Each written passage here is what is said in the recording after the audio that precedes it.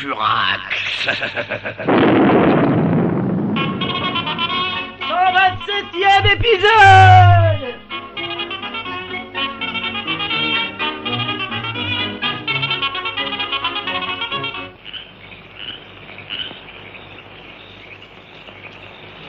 Curieux endroit, hein, Black? Ouais, le château a l'air assez délabré. Je sais pas si le type est bourré d'argent, mais ça paye pas de mine. Ouais, j'espère que Socrate s'est pas fichu de nous, dis. Ah non, il a des maux de tête, d'accord, mais de là à confondre un commanditaire avec un brocanteur... Bah écoute, il faut pas juger sur les apparences, hein. Ouais. Le mieux, c'est de sonner. Bon, allez, on sonne. Vas-y, tire la chaîne. Soyez les bienvenus au château des Limaces.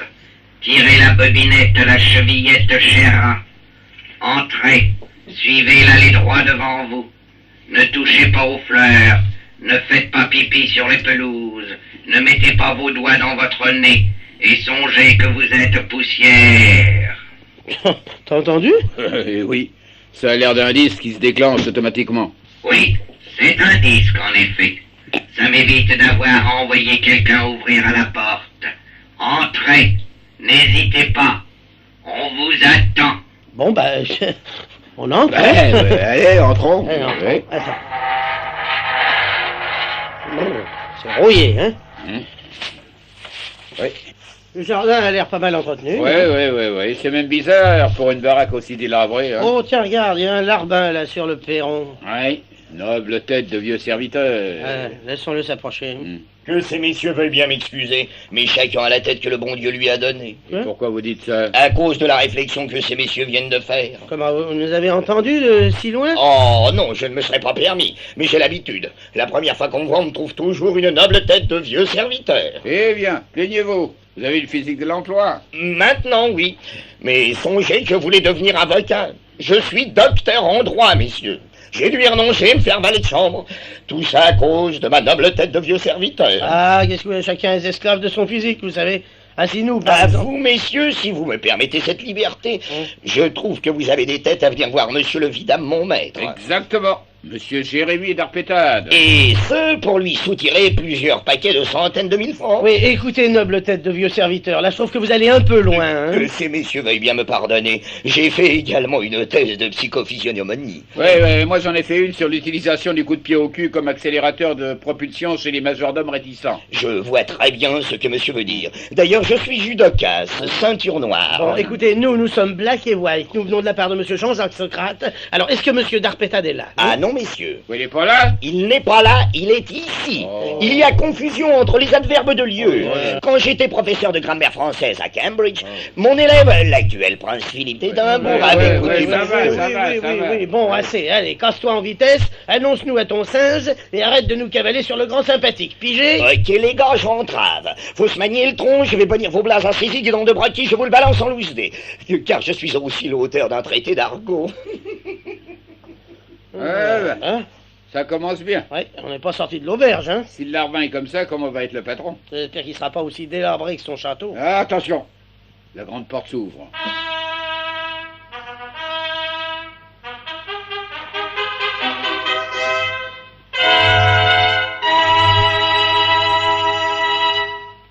Monsieur le vidame Jérémy d'Arpétade. Où sont-ils que je les presse sur mon cœur? Ah, allez, voilà, vous voilà, bons jeunes gens, laissez-moi vous regarder. Oh, c'est donc vous. Vous, les amis de mon grand ami Socrate, vous qui avez eu le courage de venir jusqu'à moi. Mais monsieur, excusez-nous. Oh, ne parlez pas, ne dites rien. Bon. Oh, plutôt si. Si, parlez. Dites-moi comment va Socrate. Est-ce qu'il est content? Est-ce qu'il a grandi? Et ses petites dents, ces petites quenottes qui ne voulaient pas pousser, il les a faites?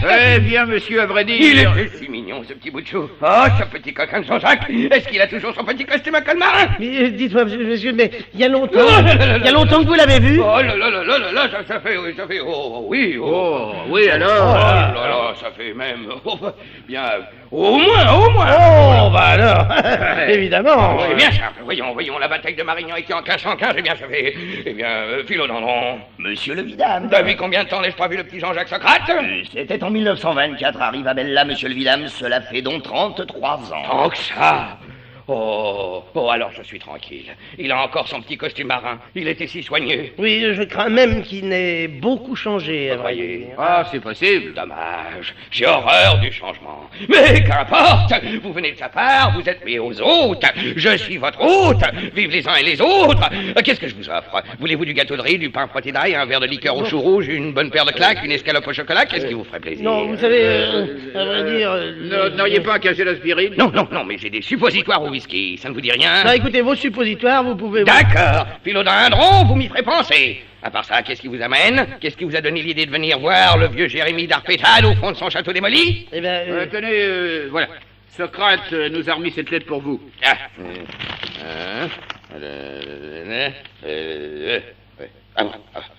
Bon. Eh ben, très bien. Oui, très bien.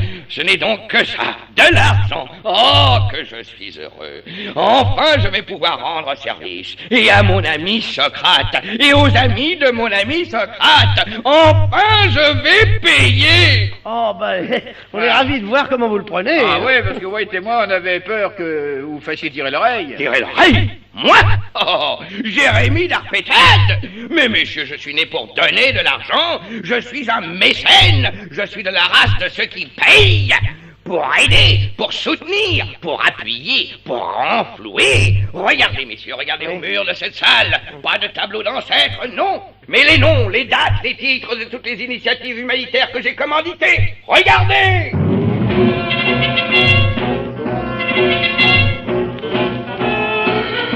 Expédition Mastarapion du Val en Haute-Amazone, partie à la recherche du célèbre poteau rose, ce poteau où les Indiens de la tribu des Craspec attachaient leurs victimes. J'ai payé 3 millions, messieurs, et on n'a jamais découvert le poteau rose. Traversée de la Seine à pied sec par un groupe de facteurs, mars 1938. Ils ont traversé, messieurs, à pied sec, sur le pont Alexandre III, 900 000 francs. Organisation d'un raz-de-marée sur la côte ouest de la Sicile. Grandiose, une réussite. J'ai donné une commandite de 6 millions de livres. Création de 12 îlots insalubres avec taudis pour 6 à 8 personnes dans la banlieue de Londres. Extraordinaire. 400 livres sterling, 8 chelins et 3 pence. Capture de la sardine maudite du golfe de Sayuki Vavaro. Fourniture des harpons, remise en état du navire. Obsèques du capitaine. Ça m'a coûté des millions, mais la joie de donner vaut mieux que ce qu'on donne. Rachat et démolition d'un poste à essence situé en territoire étranger. Oh, une folie. Mais ces gens-là vendaient de la trop bonne essence. Il a fallu y mettre le prix. Parachutage de vivres et d'alcool à 2 promeneurs oubliés dans le parc Monceau après la fermeture. Financement de la traversée du lac du Bois de Boulogne en trottinette à pédales. Commandite de l'expédition des spéléologues chargés de retrouver la pipe à papa que l'on croyait perdue. Achat de 800 000 affiches représentant Gloria Lasso costumée en archevêque polonais. Revente des 800 000 affiches au bazar de l'hôtel de ville comme papier d'emballage. Dons, oboles, aumônes, prêts, cadeaux à tous ceux qui attendent, qui souffrent, qui luttent, qui espèrent. Telle est l'activité humaine de monsieur Jérémie d'Arpétade. Voilà, messieurs. Voilà ma vie. Ah, monsieur d'Arpétade, vous êtes un brave homme. Ouais, le brave homme qu'il nous faut. Mon aide vous est acquise, messieurs Black et White. En attendant, vous êtes mes hôtes. Installez-vous, mouchez-vous, crachez par terre, jetez des mégots dans tous les coins. Bref, faites comme chez vous. Monsieur le vidame, on vous demande de Paris. J'y vais. Philodendron, occupez-vous de ces messieurs royalement. Donnez-leur la moitié d'un quart Perrier. Bien, monsieur le vidame. Allô? D'Arpétade! Oui? Ici Furax! Mes bons hommes sont arrivés? Ils sont là depuis 1 heure. Alors écoutez-moi bien. Ils ont besoin d'argent. Je compte sur vous. Ces 2 types feront du bon boulot, mais je veux qu'ils ignorent que ça vient de moi. Faites-moi confiance. Et de plus, j'ai besoin d'avoir un peu d'avance sur eux dans mon enquête. Alors débrouillez-vous pour les garder là-bas au moins 4 jours. Vu? Vu, mon cher Furax. Merci, d'Arpétade. Je vous aime bien. Suivre. C'était Signé Furax, 127e épisode. Avec Jean-Marie Amato, Maurice Biraud, Claude Dasset, Édith Fontaine, Robert Verbeck, Robert Franck, Laurence Riesner Jacques Ligne et les auteurs. Oui, mais dites-moi de qui la mise en onde? Mais Pierre Arnaud de Châssy-Poulet, voyons. Signé Pierre Dac et Francis Blanche.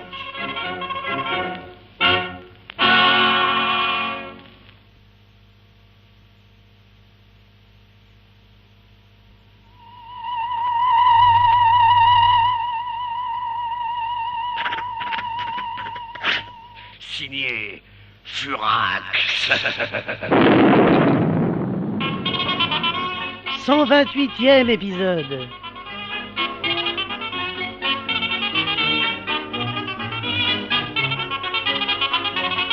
Alors, cher monsieur Black et vous, cher monsieur White, comment avez-vous passé votre première nuit dans notre vieux manoir? Oh, fort bien, monsieur Darpétade. Ah, j'ai vraiment passé une nuit merveilleuse. Moi, d'ailleurs, à la campagne, je dors comme un bouton. Pourquoi comme un bouton? Un bouton d'or. Ouais. Hein? Bon, oui, Hein? allez, ça va retourner au lit, t'es pas encore au point. Eh, toi. t'es fou, Black. Oublie qu'on a à parler affaires avec monsieur Jérémy Darpétade. Oh, vous voulez parler argent, mes bons amis, par une aussi belle journée? Ben oui, pas Socrate nous a dit... Mais il vous a bien dit. Je suis un mécène et je n'ai pas l'intention de me dérober à mes devoirs. Bon, bah alors, parlons bien. Chèque, liquide, virement ou traite, qu'est-ce que vous avez Allons, vous n'en êtes pas quand même à un jour près. Ben, vous savez, notre enquête est déjà très en retard. Justement, si vous vous pressez trop, elle ne pourra jamais vous rattraper. Non mais vous les avez, les sous? Oui, ne craignez rien, ma fille est à Paris et me ramène incessamment la somme qui vous est nécessaire. Incessamment, c'est-à-dire quand? Vous m'avez demandé hier de vous raconter l'histoire de ma famille et du château des Limas. Ben, oui, mais... Eh bien, je vais vous la conter. Faut pas nous la compter trop cher parce que nous, hein... Allez, balancez-le nous, votre récit. Oui, n'importe comment, c'est vous qui payez, alors... Je crains toutefois que son côté historique ne vous paraisse fastidieux. Non. Du tout, monsieur Darpétade. Nous avons soif de savoir, de boire vos paroles. En ce cas, buvons donc d'abord une demi-Perrier.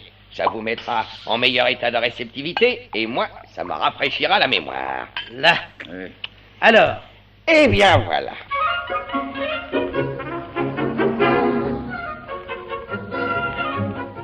En 1664, une bohémienne fit à l'un de mes ancêtres, le vidame d'Agénan d'Arpétade, qui occupait la charge de porte-coton auprès du roi Soleil, une étrange prédiction. Ta charge de porte-coton auprès de notre roi bien-aimé t'assure pour toi et ta descendance un bonheur sans limite. Et pourtant, un grand malheur planera toujours sur vos têtes sans que nul ne puisse prévoir où et quand il se produira.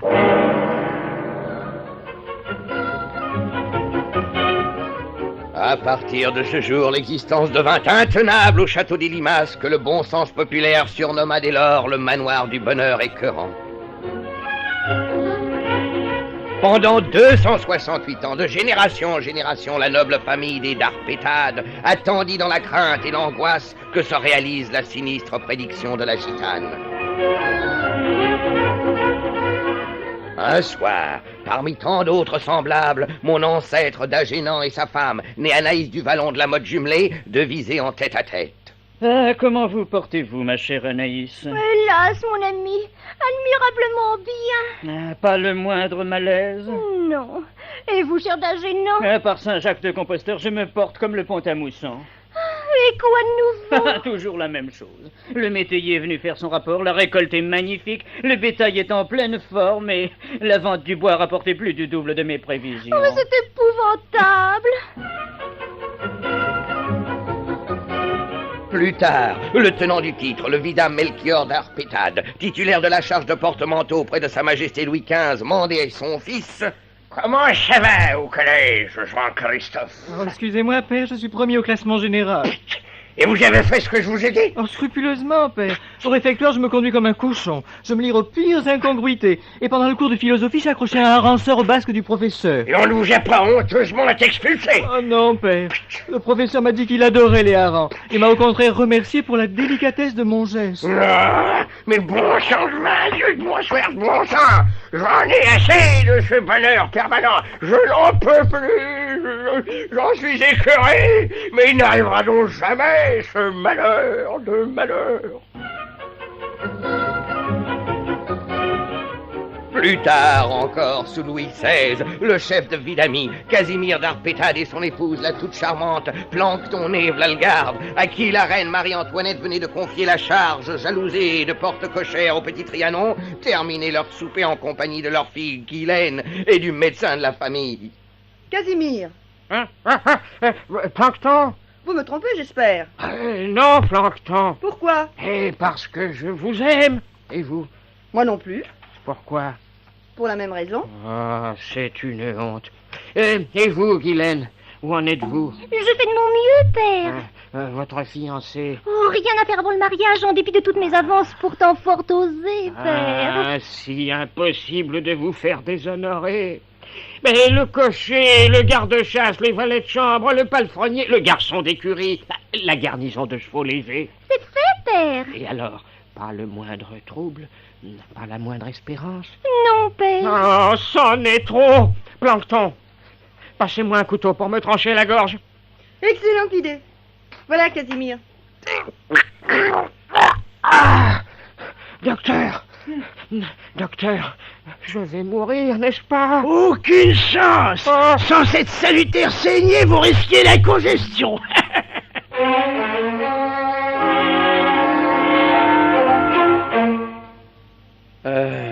Telle était la vie au manoir du bonheur écœurant.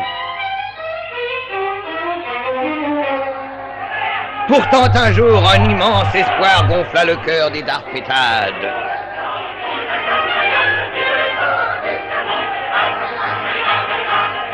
La révolution venait d'éclater. Parmi la populace déchaînée, toute la famille se démenait. Puisqu'on me dit qu'on est des citons. L'affreux aristocrate. Arrêtez-nous. On veut être guillotinés. Allons, citoyen d'Arpétade, Je ne suis pas un citoyen, je suis noble. Je suis un tyran. J'ai bu la sueur du peuple. On n'est pas des sans-culottes. On en porte chacun une demi-douzaine.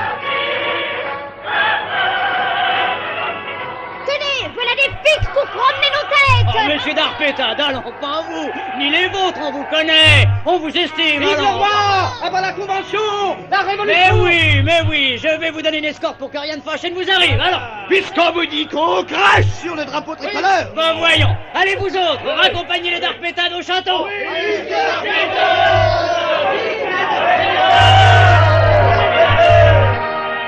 Les jours, les mois, les années passaient sans apporter le moindre changement à cette situation paradoxale. Puis le Second Empire, 1870. La guerre. Capitaine d'Arpétade, vous êtes fou. Revenez tout de suite. Vous allez vous faire tuer. Et alors? C'est ce que je sais. Peine perdue, le bonheur persistait. En 14-18, ce fut pareil. Les Darpétades se couvrirent de gloire et revinrent sans une égratignure.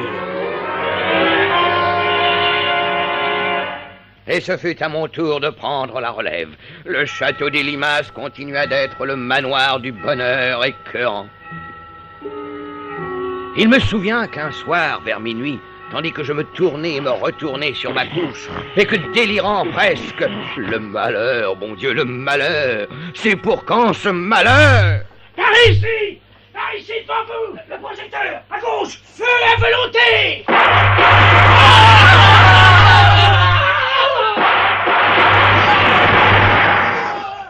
Qu'est-ce que c'est des gendarmes, monsieur, voilà le brigadier. C'était des gangsters, monsieur d'Arpétade. On les a abattus avant qu'ils puissent faire un mauvais coup. Mais vous êtes fous! Pour une fois que le malheur allait entrer dans la maison! Ah ben, excusez-nous, on avait pensé que... Bandillo! Une autre fois, mêlez-vous de ce qui vous regarde!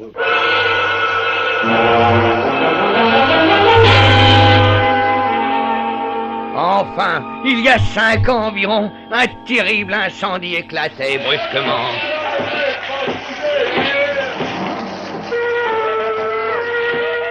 Ce fut magnifique, sensationnel, tout flamba.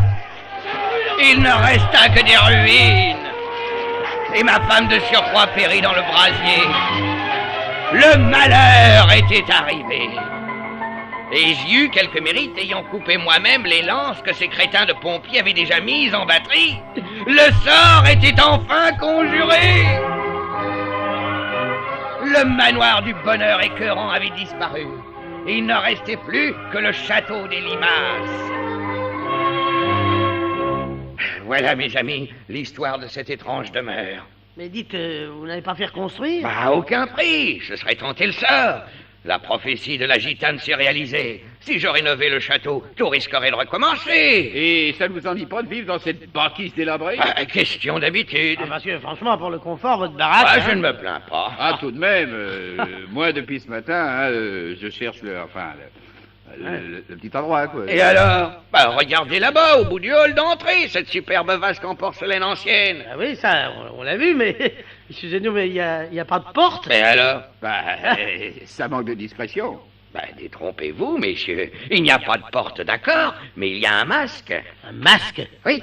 Vous mettez le masque et votre anonymat est sauvegardé. Parfait, bravo. Oui, bien sûr. C'est une question d'habitude. Mais vous n'avez plus longtemps à supporter notre petit désordre. Demain matin, ma fille Yolande sera de retour avec l'argent. Votre fille? Votre fille? Oui. Tenez, voilà son portrait. Pardon. À suivre. Tu parles? C'était signé Furax, 128e épisode. Avec Jean-Marie Amato, Maurice Biraud, Claude Basset, Étienne Fontaine, Robert Verbeck, Robert Franck, Laurence Riesner, Jacques Ligne, Evelyne Mijovic et les auteurs. Oui, mais dites-vous, là, de qui la mise en onde? et Pierre Arnaud de Châssis-Poulet, C'est voyons. pas la peine de me déranger, alors. Signé Pierre Dac et Francis Blanche.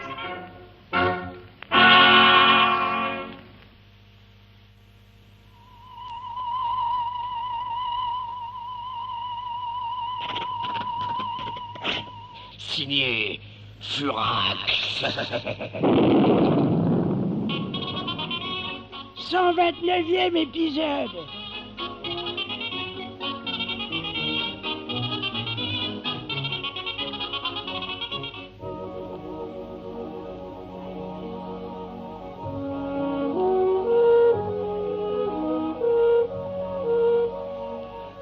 À l'aube de leur 3e jour au château des Limaces, c'est-à-dire vers 10 heures du matin, Black et White se promenaient, le sourire aux lèvres et la narine palpitante, dans les allées du jardin à la turque entourant l'aile nord du manoir. Il n'y a pas à dire, hein. Dès qu'il y a la campagne qu'on trouve pas l'air de la ville. Ça, faut dire que ça nous fait pas de mal, cette petite cure de Dordogne. Si Darpétade s'est pas payé notre tête, s'il nous donne vraiment la commandite qu'il a promise, on pourra dire que notre séjour était complet. Hein. Le principe, c'est aujourd'hui que sa fille devait arriver avec les sous. Oui, mais il serait temps, parce que pendant qu'on se balade dans la nature, les babus ne perdent pas leur temps. Et Furax a dû essayer de nous griller. Non, tu vois, l'important, Black, c'est de pas s'éterniser au château des Limaces. Et de filer dès qu'on aura l'oseille. Oui. Oh, quoi? Oh, dis donc, Black. Oui. Regarde. Hein? Je rêve. Oh, bon sang. Mais oui, Mais oui. Elle sort de la piscine. Mais elle est... Enfin, elle est pas... Enfin, elle est... Hein? Mais oui. Elle est toute nue. Ah, dis donc, elle est drôlement roulée, hein. Là. Ah, Oh, pardon. Elle nous regarde. Ah, oui. Elle nous fait signe de venir. Ben, dis donc, elle n'a pas l'air gênée. Qu'est-ce qu'on fait, Black? Y a pas de raison, hein. On y va. Oui, on y va. Écoute, toi, tu m'attends ici, hein, Gilles. Ah, mais non, pourquoi? Dis donc, je suis avec toi, non? Oui. Approchez. Eh bien, approchez, quoi. Sont-ils timides? C'est merveilleux. Bonjour, Monsieur White. Hein? Bonjour, Monsieur Black. Mais vous me connaissez, vous? Mais tout le monde vous connaît. Oh, soyez chou. Passez-moi mon peignoir. La piscine est chauffée, mais l'air est encore frissonnant. Attendez, mademoiselle, je... Non, laisse, vieux, je vais faire, c'est pas moi qui non, fais, oui, je le fais. Mais non, mais donne-moi ce peignoir, bon sang. Je le tiens, mon vieux. Non, allez, donne. Oh, mais attention, vous allez me le déchirer. Oh, sont-ils amusants? Au fait, vous ne me connaissez pas. Je suis Yolande d'Arpétade. Jérémie est mon papa. Vous ne le trouvez pas chouette? Oh, c'est un brave homme. Et moi, est-ce que je vous plais? Oui, oh là. Vous verrez, quand on se connaîtra mieux. Au fait, vous restez encore un bout de temps parmi nous, non? On disait justement, n'est-ce pas, qu'on allait bientôt... Enfin, c'est pas fixé, quoi. Ouais, il va peut-être rentrer sur Paris, pas moi. Moi, j'ai un peu de temps devant moi. Non, mais non, Black, c'est toi qui disais... Tu te rappelles les babus, tu disais... En fait, vous n'êtes pas encore parti, c'est le principal. Non. Eh bien, j'en suis ravie. Oui. On va se voir beaucoup. Ah, ça, on est ravis. Vous savez que vous me plaisez. Oh, petit monstre.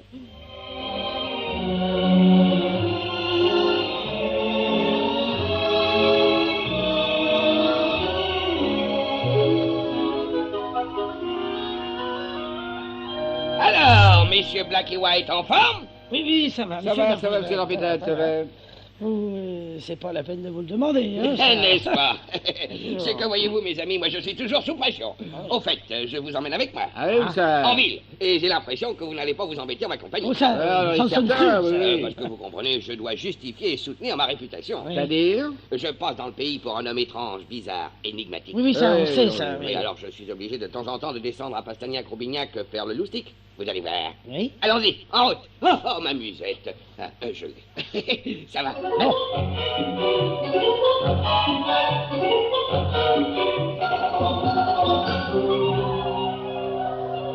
Eh, tout le monde vous regarde, monsieur Darpétade. Ah, il ne manquerait plus qu'on ne me prête pas attention. Venez, on va chez le tailleur. Bonjour, monsieur Pifando. Bonjour, monsieur Darpétade. En quoi puis-je... Je voudrais un complet à carreaux. Ah, mais certainement. Seulement, attention, hein, détail important. Je veux un petit store amovible sur chaque carreau. Sur chaque... Oui, contre la réverbération du soleil en été. Ah, bien, monsieur Darpétade. Et aussi des bourrelets, également amovibles contre le vent et le froid pour l'hiver. Veston croisé dans le dos avec 8 boutons, pantalon avec une poche revolver et une poche à fusil de chasse. Ah, oui, et le gilet? À col roulé. Salut, Pifando. Ah, j'oubliais, les essayages après la finition. Oui. C'est un bon client, monsieur Darpétade, mais quand même, il est bizarre, en fait.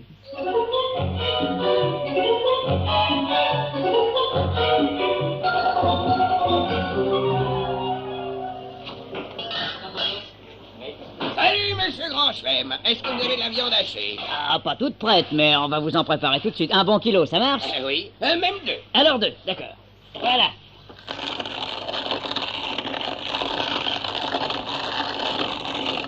Regardez-moi ça si c'est bien haché. Un compliment, monsieur Grand Chelem. Mais... Alors, un de ces jours. Mais vous ne l'emportez pas? Bah, je ne vous ai pas dit que j'en voulais, je vous ai simplement demandé si vous en aviez, histoire de me renseigner. Au revoir.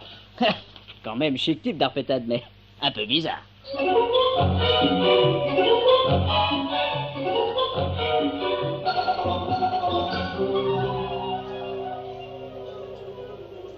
Alors, messieurs Black et White, qu'est-ce que vous en dites? Ah, ça, vous êtes un sacré dernier joyeux garçon, hein.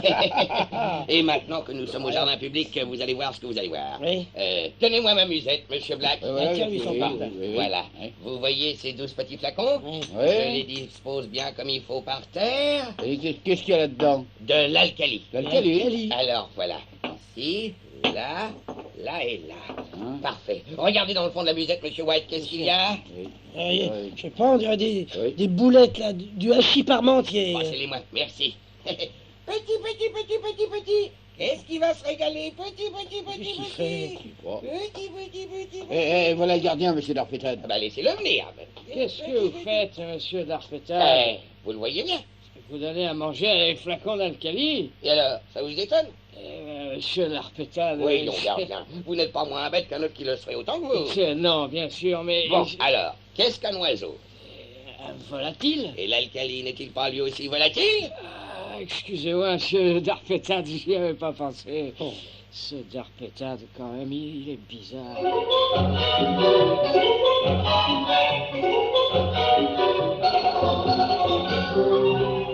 À présent, j'ai une petite course à faire. Attendez-moi au café, là, et je vous rejoins dans un instant. Bon, d'accord. Qu'est-ce que ça cherche, messieurs? 2 cafés sans sucre. Quoi? 2 cafés sans sucre. Sans sucre? Eh, dites, vous vous foutez de moi? Qu'est-ce que c'est ce genre? Vous entendez, vous autres, hein? Qu'est-ce qui se croit, ces deux-là, sans blague? C'est de la mise en boîte. Oh, ça doit encore être des métèques. Bien sûr, on leur casse la gueule. Hein. Allez, les gars, allez.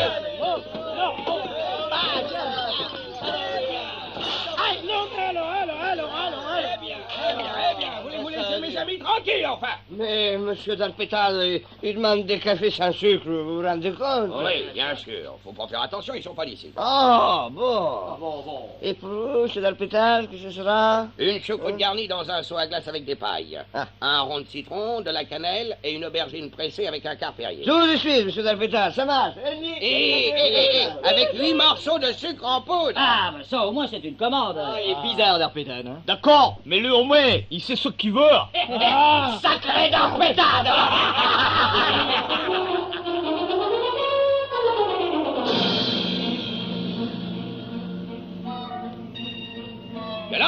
Oui, papy. Tu as déjà vu Black et White? Oui, nous avons fait connaissance au bord de la piscine. Très confus. Moi toute nue. Ah, tu connais les ordres de Furax. Oui, papy. Tu oublies que je l'ai vu à Paris. Ah, il faut que Black et White restent au moins 4 ou 5 jours au château des Limaces. Furax a besoin de prendre un peu d'avance sur eux dans son enquête. Ça fait combien de jours qu'elles sont là? 3 jours. J'ai réussi à les tenir tant bien que mal. Papy, tu es merveilleux. Maintenant, ma petite fille, à toi de jouer. Je compte sur toi pour les retenir ici. Tu peux compter sur moi. N'oublie pas que pour les faire rester, tous les moyens sont bons. Tous? Tous. À suivre. C'était signé Furax, 129e épisode. Avec Maurice Biraud, Jean-Marie Amato, Claude Basset, Edith Fontaine, Robert Verbeck, Robert Franck, Laurence Riesner, Arlette Rébora, Jacques Hilling et les auteurs. Oui, mais dites-moi, de qui est la mise en onde? et Pierre Arnaud de Chassy-Poulet, voyons. Signé Pierre Dac et Francis Blanche.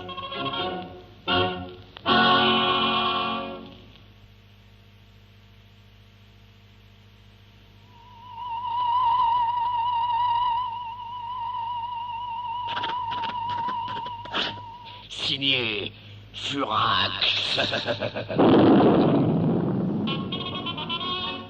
130e épisode.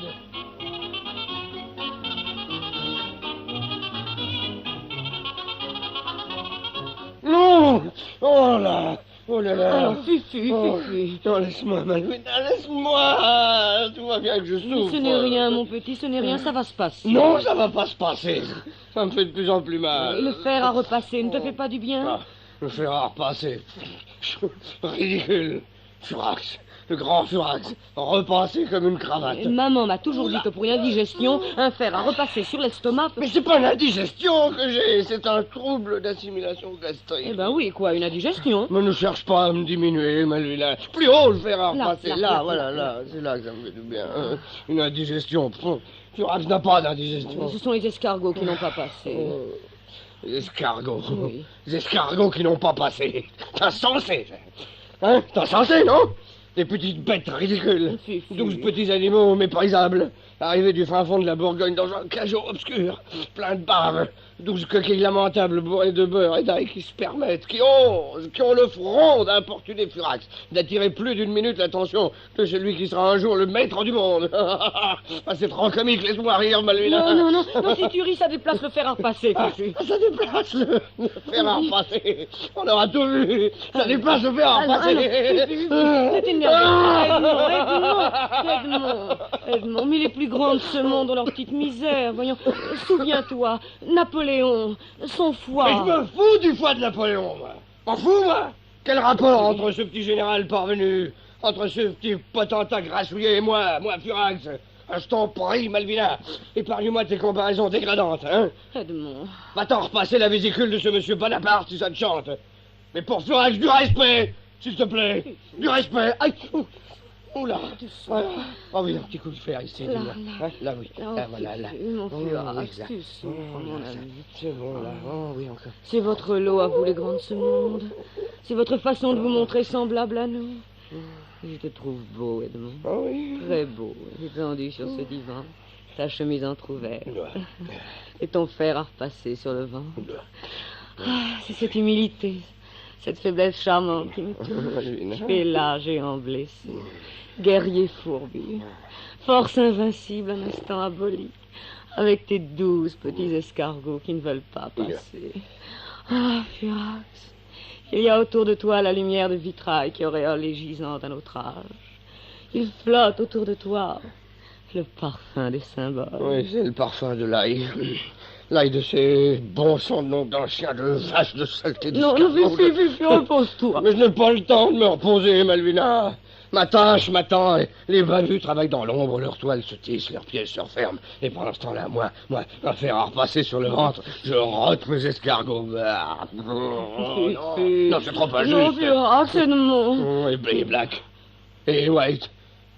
Maintenant que je leur ai fait verser d'une façon détournée de quoi continuer leur enquête, ils vont repartir. Ils vont me griller. Mais non, tu sais bien que Jérémie d'Arpetade a reçu la consigne de gagner du temps, de les lanterner, de temporiser, de les retenir coûte que coûte, alors. Crois-tu qu'il y réussira? Je le connais. Quand il leur aura raconté 3 fois l'historique du château des Limaces, les autres n'auront aucune idée. C'est de prendre l'argent et de cavaler. Oui, mais tu oublies Yolande. Yolande, sa fille. Elle est jolie, habile, charmante. Je suis sûr qu'elle saura les retenir, elle. Tu crois, Malvina? Après tout, ce sont des hommes, non? Oh, tu me fais du bien, mon petit. J'ai moins mal aux escargots. Ne t'inquiète pas, Fufu, ne t'inquiète pas. À l'heure qu'il est, Yolande doit les tenir sous son charme. Ils doivent être béats, ravis, heureux de vivre, pleins d'oubli et d'indulgence. Je les vois d'ici.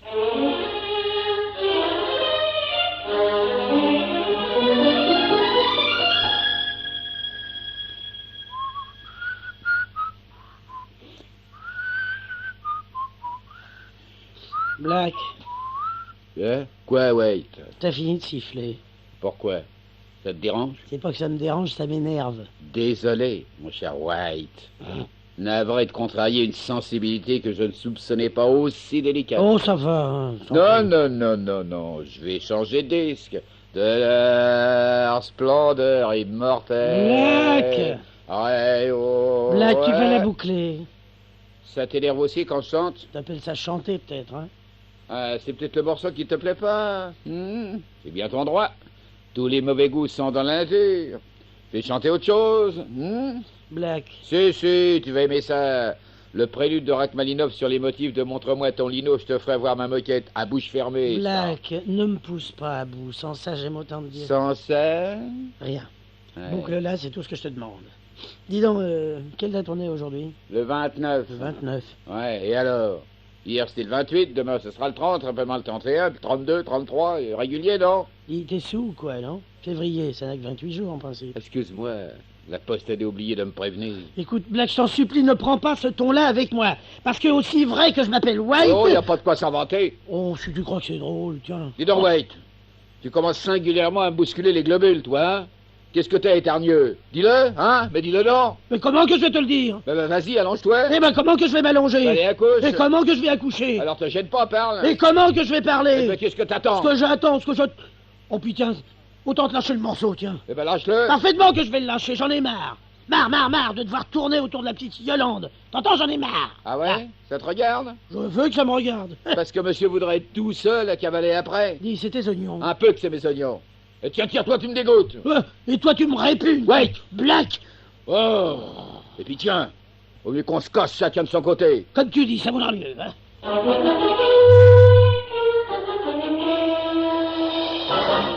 Oh, encore toi? Et alors? Faut le parc pour toi tout seul maintenant? C'est interdit, le parc? À des gougnafiers comme toi, oui. Ah, je vois, oui. Il est réservé aux crétins de ton genre. Oh, tiens, rien qu'à te regarder, ça me donne de l'urticaire. Eh ben, confidence pour confidence, tu ressembles à mes fesses un jour de Mardi Gras.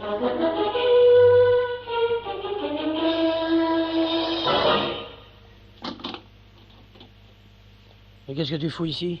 J'attendais que t'arrives pour aller ailleurs. Bon, bah vas-y, n'en reviens pas. Je reviendrai si ça me plaît. Ah oui. Ouais, monsieur, Ah ouais, c'est comme ça. Que ça te plaise ou non? Oh, quand je pense qu'il y a des années que je travaille avec ça. Ah, curieux, je me faisais la même réflexion. Oh, feignant, Paillasse. Parasite. Don Juan de Bazar. Séducteur à la sauvette. Tiens.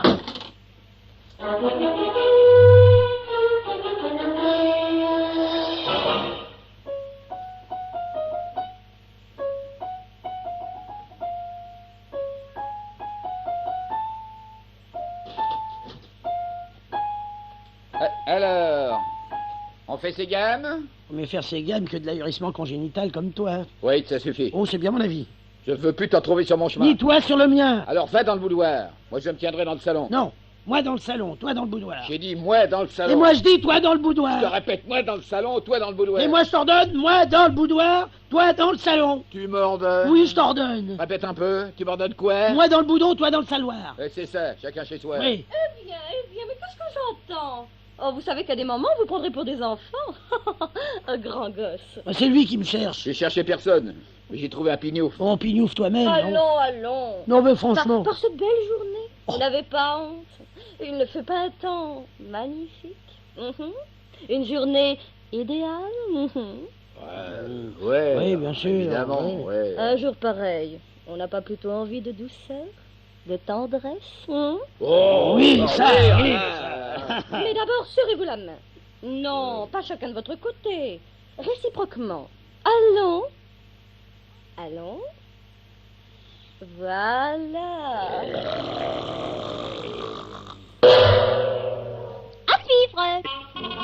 C'était signé Furax, 130e épisode. Avec Maurice Biraud, Jean-Marie Amato, Claude Dasset, Edith Fontaine, Robert Verbeck, Robert Franck, Laurence Riesner, Arlette Rébora, Jacques Hilling, Jeanne Dorival et les auteurs. Et dites-moi de qui la mise en onde Je crois savoir Pierre Arnaud de Chassy-Poulet. Que ça ne sorte pas d'entre nous, hein. Signé Pierre Dac et Francis Blanche.